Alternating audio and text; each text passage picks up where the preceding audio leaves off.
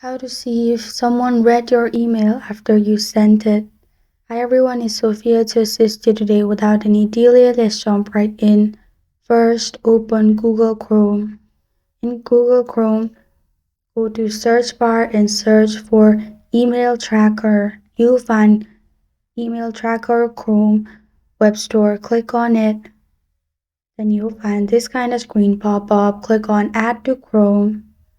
After your extension has been downloaded, click on extension on top. Then you'll find email tracker. Make sure you pin email tracker. After that, open new tab and log into your email. Send a mail and then reload it. After reloading it, click on your extension and here you'll find all opened, unopened clicks option. These are enabled after you enable your notification. And this is how to see if someone read your email after you sent it. Thank you for joining me today. If this video helps you out, please leave a like and subscribe for more.